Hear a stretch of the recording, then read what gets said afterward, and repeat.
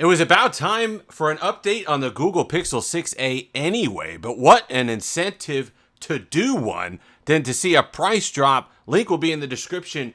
$299 unlocked, brand new, right now for the Google Pixel 6a. And they had to do something. You knew something like this was coming because there wasn't enough of a gap between the Pixel 6 price and the Pixel 6a to make it enticing to go with the Pixel 6a. For that extra $50, you figure, hey, I could get the extra RAM, I could get the higher refresh rate, and the slightly better display, I think, and a couple of the other things that the Pixel 6 is going to give you for that extra money, then stick with the 6a for less. But now with that $100 gap, this one makes all the more sense. And when we talked about the big three, all right, the big three companies, I understand people will moan about this, and I understand there are phones from overseas and there are other mid-rangers in the market, the OnePlus N20 being one of them. But if you talk about Apple, Google, and Samsung, they each had three visions of what their mid-tier device should be. Apple gave you the older design, but they put the most powerful chip they had at the time in it. And that was their theory for $429. Then you had Samsung on the other side. They gave you a fancy new display. They gave you the newish design, 120 hertz. They gave you a nice camera system in there, but they kind of harnessed it a little bit by putting the Exynos in there, so it was by far not their strongest chip to put in a device, but they went that way. They kind of sacrificed the screen and all the rest of it, and the money that they put into that, sacrificing the power of the processor. But Google, I think, did it the best of the three. They gave you a newish design. They gave you a screen that kind of comes in somewhere between the Apple display and the Samsung display. It's not any more than 60 hertz. It is a 60 hertz panel at 1080p, but it is OLED. It is nice. It does get bright enough and detailed enough, and I do like it that it's not on the same spectrum as the iPhone SE display, so that's good. Plus, they give you that new design. Plus, they give you the Tensor, which at the time was going to be their most powerful chip. So I love the balance that they struck here with this device. And when you pick it up and use it, 6.1 inches, fantastic in the hand, that 1080p display that we talked about. But it's that performance. That's why I get so many comments on this phone saying that I don't even notice that it's only 60 hertz, because when you turn animations off, it's so snappy and so almost overpowered, given the Tensor in this hardware, that you don't even notice that. There's no animations to be seen. You fly around on this device. You will eat everything that you have to do up in no time.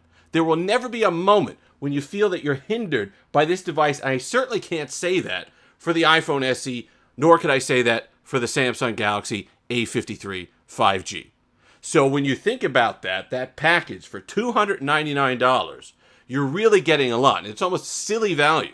And, I don't think I ever did the comparison directly between the OnePlus N20 and this device. Now that they're kind of similar, I understand you get a lot of deals on the N20, the Nord N20. There's T-Mobile, there's Metro PCS here in the United States to give some crazy deals on that device. And if you're looking to spend, you can sometimes get it for, I think, sub $100, and sometimes for free. And that's going to be an awesome deal. Anytime you can get a phone of that quality for free, you're doing something right. That's not going to be the case here.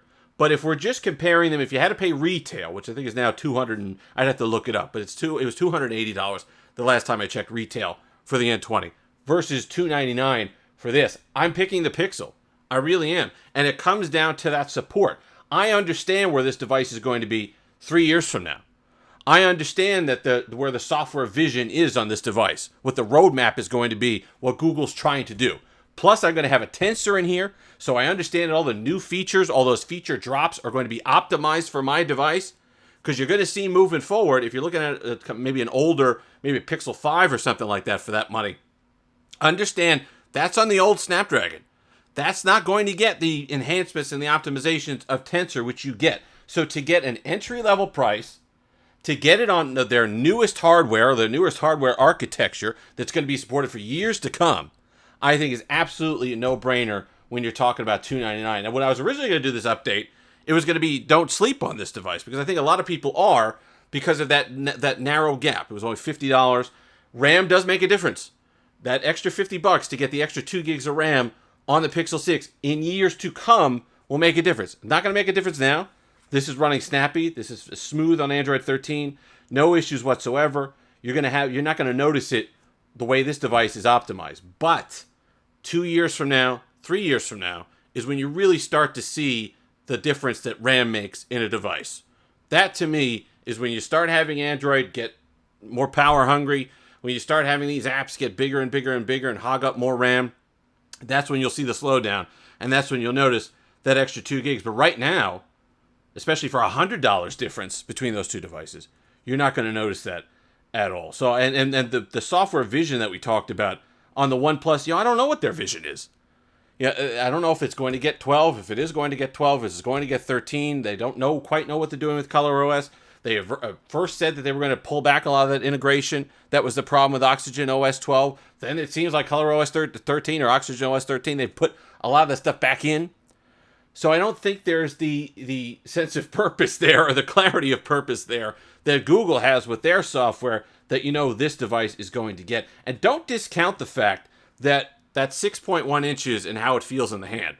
It is a great device to hold.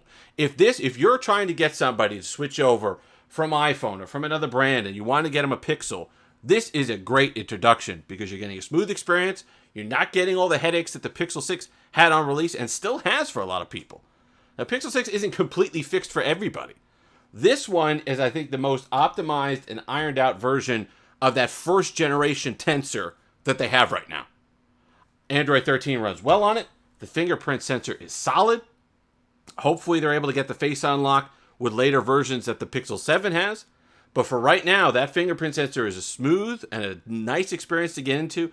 It is snappy. I love the flat display. I love the fact that it's not curved or waterfalled or anything like that. It's a decent enough display. It does suffer from the old school Pixel stuff of it being a little bit dim. This is at 100% to get it to the point where it was visible. For me, anyway. If you put it down to 80%, it looks dull compared to some of the other displays. So you're going to have to run it at 100%. But you can still get over 6 hours of battery life with that. 6 hours of screen on time, which is important. So you're going to get the battery life at a high level of performance with Tensor for years to come. You're going to get all the features and the feature drops that Pixel has to offer optimized for your device for the Tensor architecture. And you're going to get it in a nice package that's nice to hold in a relatively modern design with that camera. And when you talk about all that, and then you say $299, whatever you think about Google, whatever you think about Pixel, a Pixel that runs well, that's up to date, that's not underpowered, that has the camera, and you slap a $299 price tag on it, that's dangerous. That becomes attractive in a hurry. So you kind of forgive some of the other things that this device has. Yeah, okay, 90 hertz. We've gone over the 90 hertz thing already. And I fought with people in the comment section for, I don't know how many months now since this device came out. You're not going to notice. And most people who get this device at $299 aren't going to care. Especially when you look at the competition. And don't tell me, you're all saying with me, oh, well, a device at $449 has to have, it should be illegal that a device at $449 doesn't have a 90 hertz display. Well, not $299. And now we're paying $299 for this. You got the plastic build, but I believe you have the a metal frame, and you do feel it. It is solid. It's a nice build.